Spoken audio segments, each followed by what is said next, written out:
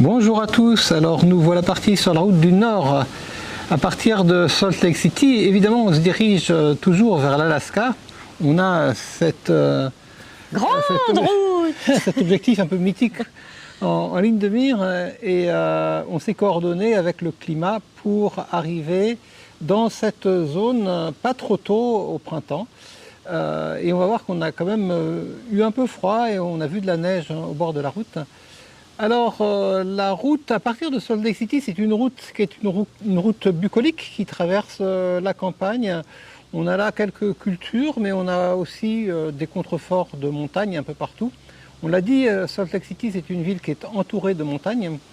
Et on va donc faire quelques centaines de kilomètres vers le nord. On arrive à la limite de l'état de l'Idaho, un de ces états qu'on appelle les Mountain States aux États-Unis, c'est-à-dire c'est des États qui, de la frontière nord à la frontière sud, marquent la ligne des montagnes rocheuses au sens général. Pourquoi on arrive là? C'est que sur la route du Grand Nord, donc il y a Yellowstone, le parc national réputé qui est notre objectif à moyen terme, mais juste avant d'entrer à Yellowstone, il y a le parc de Grand Teton, qui est un parc qui est adjacent ou presque adjacent à celui de Yellowstone, qui nous a été chaudement recommandé par Léon, notamment qu'on avait rencontré à Salt Lake City.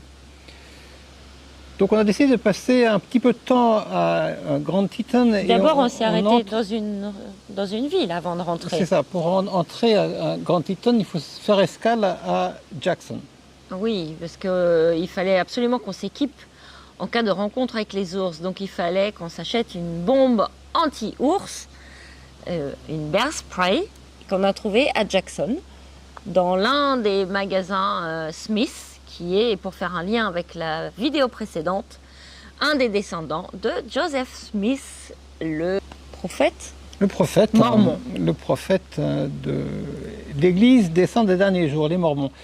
Oh là là, ça se précise. Manu, qu'est-ce que tu es en train de regarder? Le bear spray. Le bombe, si jamais il y a des ours qui nous attaquent. En vente chez Smith. Cette petite ville est charmante, on a fait plusieurs fois le tour. On a un sentiment presque d'être dans une station de ski. C'est un peu à ça que ça m'a fait penser. C'est clairement une petite ville touristique. Il y a beaucoup de départs de randonnée et on sent une atmosphère qui est une atmosphère touristique. Locale qui est en train de s'éveiller. Ce sont les Américains qui viennent là pour randonner en famille en général autour des lacs de Grand Teton. Oui, puis c'est une atmosphère effectivement de petite ville de station de ski. Et tout appelle le Grand Nord, c'est-à-dire que les poignées de porte, les fresques sur les murs, c'est là qu'on voit aussi tous les bois des élans et autres cervidés qui ont leur bois qui tombe chaque année, donc ils sont récupérés pour faire des arches, pour faire des décos. Donc là, on sent quand même qu'on approche du but.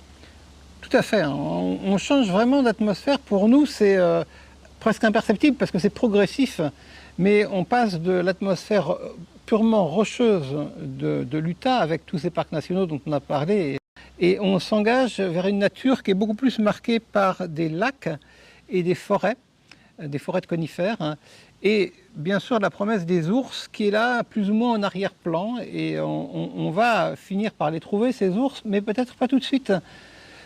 On commence à Grand Teton, moi je dois dire par honnêteté que j'ai été un peu déçu par Grand Teton par rapport à ce que j'y attendais. On a trouvé là des grands espaces, certes, mais on a trouvé d'abord pas mal de monde sur les routes, pas mal de monde sur les sentiers de randonnée. Nous-mêmes, on n'a pas randonné. On cherchait plutôt les troupeaux, les premiers troupeaux de cervidés. Mais ils étaient très loin. On en a vu au loin. Ils étaient tellement loin qu'on n'a pas cru bon de les photographier ou de les filmer. Heureusement, c'était le petit point. Il fallait qu'on aille à la jumelle et encore, on n'était pas sûr. On a entreaperçu, c'était quand même un grand moment, notre premier ours, mais pareil, on l'a pas vraiment photographié parce que c'était la cohue, il y avait plein de voitures qui poursuivaient cet ours. On a essayé de le retrouver le lendemain matin en venant se poster tout près de l'endroit où on l'avait vu la veille au soir, sans grand succès. Ah non, mais c'était là, franchement, c'était du grand n'importe quoi. Parce qu'on a même vu à Grand Teton un autre ours, une mère grizzly avec ses deux petits. Et alors les gens criaient, couraient sur la route, donc on l'a vu furtivement, ça n'avait aucun intérêt. Donc on n'a pas accroché à cette esplanade du parc, et Grand Teton, ce que moi j'en garde comme image positive, c'est les Grand Teton eux-mêmes, c'est-à-dire c'est le nom donné à cette chaîne de montagnes qu'on voit presque partout en arrière-plan, de plus ou moins près selon l'endroit où on se trouve dans le parc. Et comme on était à la fin du printemps, il y avait encore de la neige fraîche sur les sommets, donc c'était assez joli. On voyait que c'était pas des, comme on verra plus tard, des plaques de neige à la fin de la fonte, c'était encore un peu saupoudré de neige. Et donc ça donnait un joli arrière-plan avec des ciels parfois très bleus, des ciels un peu changeants aussi dans cette région des États-Unis. Mais on n'a pas cru bon de rester plus que, je crois, 2 jours et 1 nuit à Grand Teton. Puis nous sommes arrivés dans ce grand parc de Yellowstone que nous avons attaqué par le sud. Yellowstone, c'est en quelque sorte un modèle, et c'est même l'archétype des parcs américains. C'est le parc national le plus ancien des États-Unis et du monde. Et il a gardé une très grande réputation, mais pour plusieurs raisons à la fois. Alors, il est très connu notamment pour ses geysers.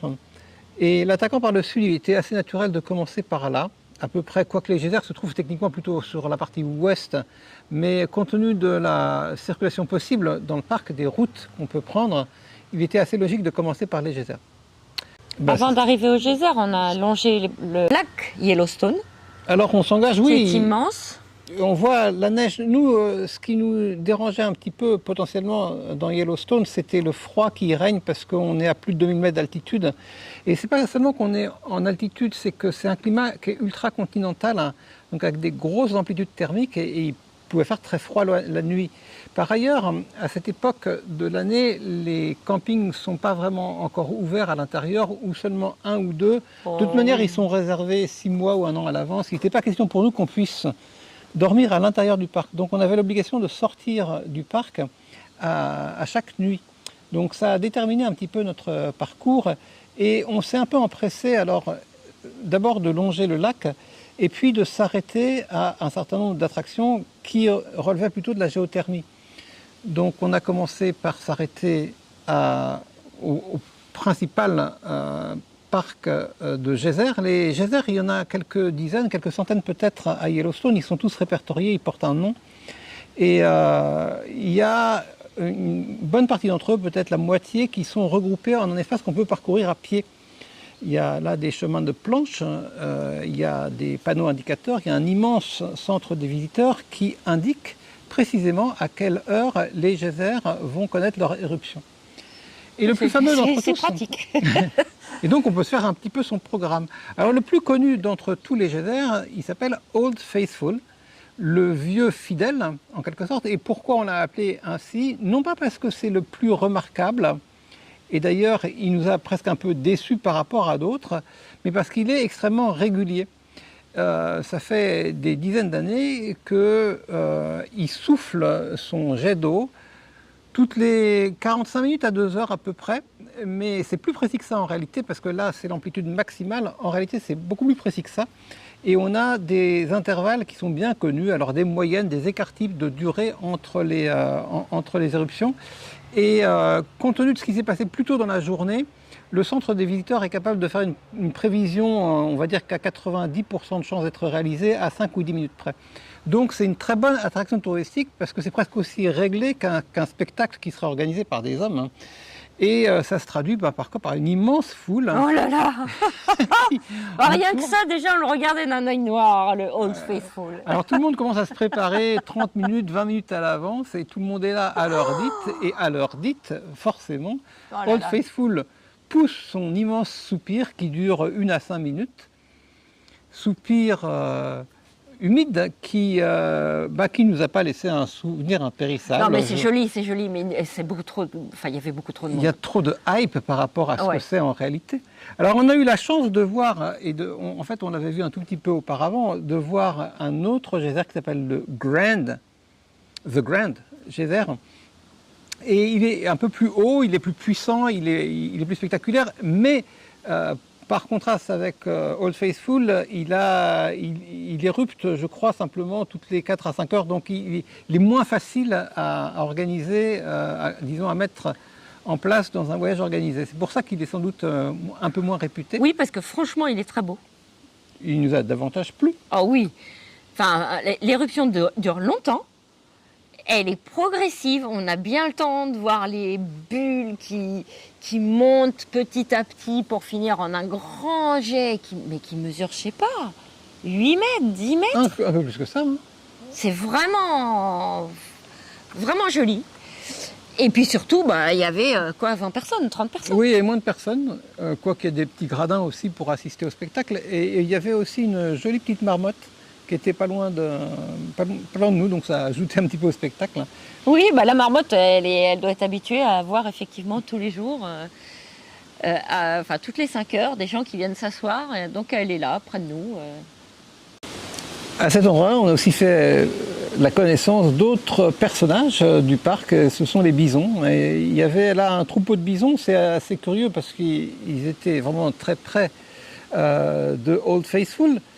Mais ils étaient tellement habitués aux touristes qu'ils avaient plutôt l'air de bons gros bœufs.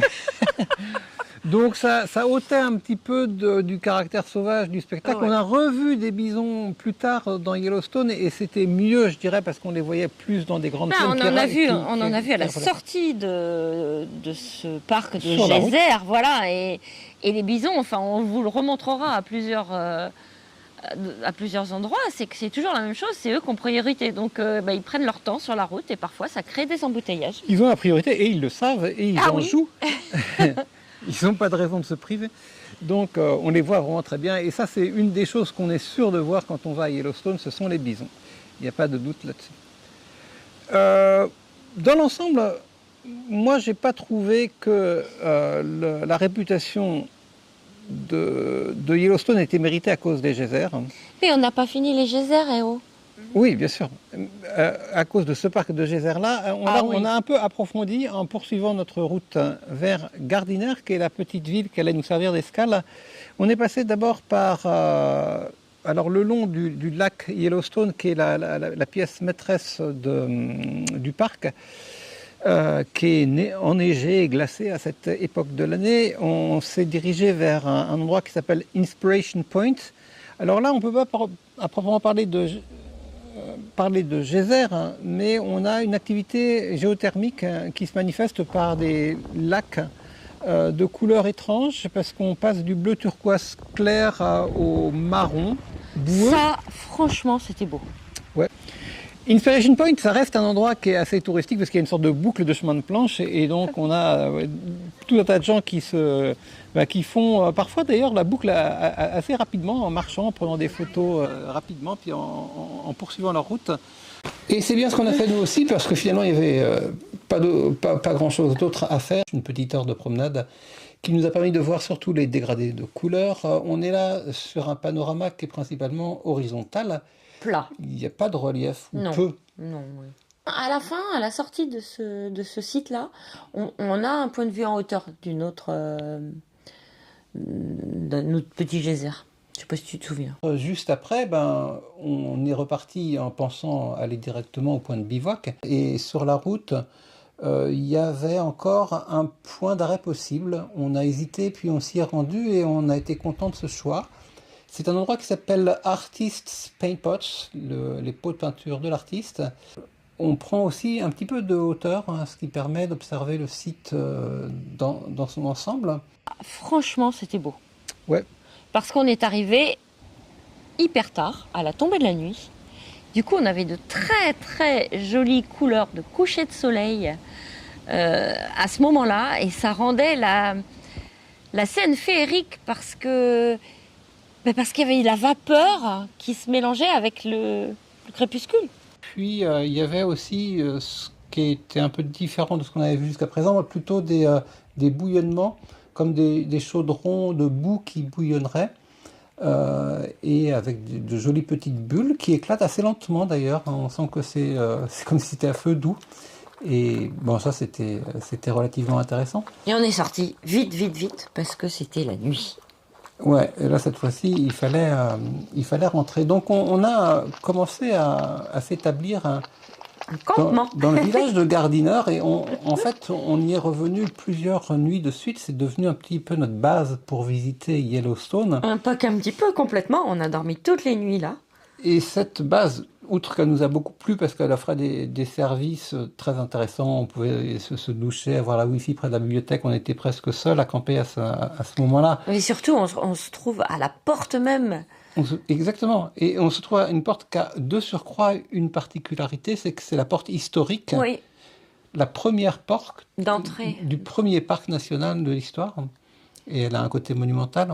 Et donc tous les jours, on passait au travers de cette Ah arche. oui, on était à 1 minute en voiture, donc c'était très agréable. Et juste après avoir franchi cette porte, on retrouve le dernier, ne vous en faites pas, site géothermique.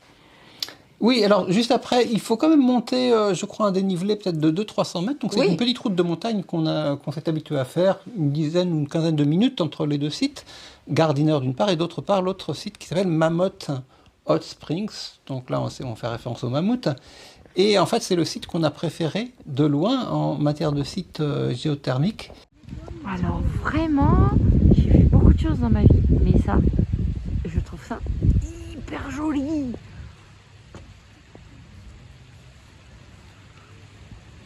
C'est super beau.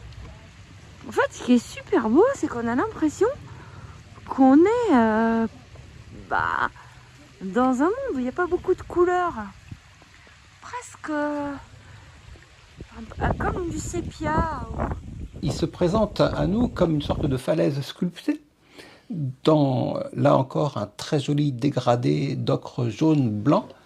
Et puis on peut s'approcher vraiment, à toucher la roche pratiquement. Et c'est juste très beau. Oui, vraiment. Là, ça vaut beaucoup par le relief aussi, parce qu'on a comme des sortes de coulées qui auraient été figées. C'est l'effet des minéraux qui se déposent et qui finissent par s'agglomérer les uns aux autres. Donc c'est des formes qui sont d'ailleurs assez douces. Il y a beaucoup d'arrondis, il y a beaucoup de petits globules. Et puis ça nous a tellement plu que là, on a passé pas mal de temps à... C'est vraiment...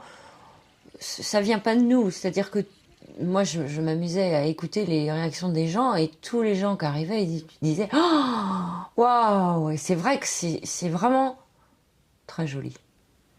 Et c'est aussi un peu une provocation, non seulement à la vidéo, mais surtout à la photographie, parce que vraiment il y a des formes qui sont juste qui sont un peu provocantes au plan esthétique, c'est-à-dire qu'on a envie quand on a une sensibilité un peu graphique, de les figer. Et ces falaises et cette eau, elle est peuplée de très jolis petits oiseaux qui nous faisaient un balai, qui venaient se frotter le bec contre la pierre, qui venaient boire. Et là, on s'est quand même vraiment régalé. Oui, on les a vus de très près, ils étaient habitués à voir du monde et donc ils se laissaient photographier sans difficulté. On les appelait avec Marlin, rappelle-toi, ils venaient, ils se dépêchaient de venir. Oui, ce genre de petits oiseaux a tendance à être assez réactifs à Merlin. Ils sont très vifs, donc ils bougent beaucoup. La difficulté, c'est pas tellement la proximité, on les voit de près, mais ils sont très vifs, donc ils tournent la tête sans arrêt. Donc c'est ça la plus grande difficulté pour les prendre en photo correctement. Mais c'est vrai qu'ils ont ajouté vraiment une petite touche animalière et super jolie en fait au site. Donc pour nous, ils font maintenant partie indissociablement de ce site de Mammoth Hot Springs. Et on a aussi la possibilité de faire une petite marche, je sais pas, d'1 heure à peu près, de monter encore plus haut et de voir d'autres petits geysers. Alors là, ils crachent pas, hein, mais qui étaient jolis aussi. Ouais, c'est parce que c'est surtout à ce moment-là la fumerole, les vapeurs qui donnent un petit peu de relief au paysage. Ça nous permet de conclure la vidéo de cette semaine, puisque le lointain, c'est précisément ce vers quoi on va se diriger dans la prochaine vidéo, puisque à ce stade-là, à Yellowstone, on n'a pas encore vraiment abordé la question animalière sérieusement, à part les petits oiseaux en question. Mais on était là principalement pour voir nos premiers ours, on l'espérait bien. Le temps s'annonçait un petit peu variable et changeant, mais on n'avait pas tellement le choix. Et donc, à partir de ce moment-là, après avoir visité pratiquement tous les paysages minéraux de Yellowstone, on a consacré notre temps à la recherche de la faune du parc de Yellowstone, principalement des ours. Et on va garder le suspense jusqu'à la semaine prochaine, mais on peut dire quand même que ça a pas mal, ça a pas mal marché. Voilà. Bonne semaine et à dimanche ou lundi prochain. Bye bye.